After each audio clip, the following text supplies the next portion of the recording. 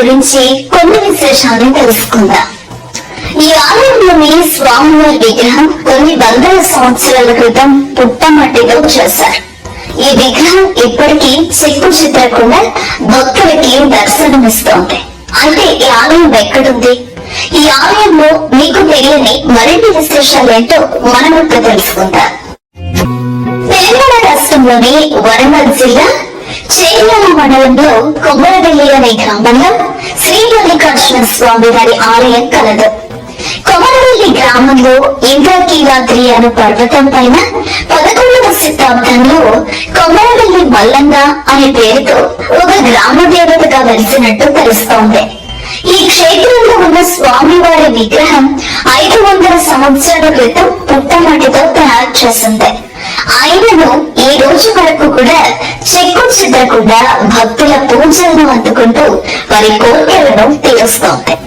దీనికి కారణం ఈ మల్లన్న స్వామి విగ్రహంకు గల నాభిలో పుట్టలింగం కలదని తెలియచుంది.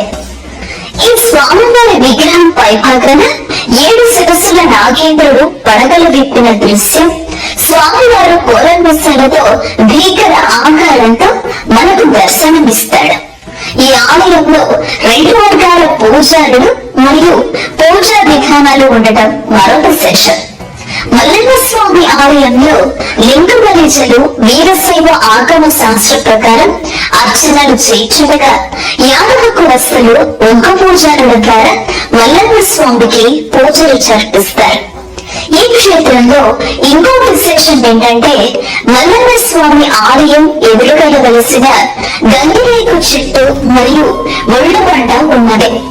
భక్తులు గంగిరేగు చెట్టుకి ప్రదక్షిణలు చేసి ఒళ్ళబండ వద్ద తమ కోరికలతో ప్రాణం వెళ్ళి గంగిరేగు చెట్టుకు ముడుపు కట్టిన ఎడల తమలోని సమస్త కోరికలు తీరుతాయని మరియు సంతాన భాగ్యం కలుగుతుందని భావిస్తారు. ప్రతి సంవత్సరం సంక్రాంతి మొదలుకొని ఉగాది వరకు లక్షల సంఖ్యలో భక్తులు శ్రీ కొమరవెల్లి మల్లన్న స్వామిని దర్శించుకుంటారు. సంక్రాంతి తర్వాత మొదటి ఆదివారం లష్కర్ బోనాలు మొదలవుతాయి. అయితే ఈ జాతరలో బోనం పట్టణం అనే విశేషమైన మొక్కుబడులుంటాయి. బోనం అంటే అలంకరించిన కొత్త కుండలు నైవేద్యం వండి స్వామివారికి నివేదిస్తారు. ఈ విధంగా శ్రీమల్లన్న స్వామిని ప్రార్థించే భక్తుల కోరికలు తీరుతాయి. అలా కోరిన కోరికలు తీరిన వారు వెంటనే శ్రీమల్లన్న స్వామిని దర్శించుకొని కోడలు కట్టుగా శ్రీ స్వామివారి సేవ, టెంకాయ ముడుపు, బోనములు, తలనీలాలు మొదలగు మొక్కుబడులు చెల్లించుకుంటారు.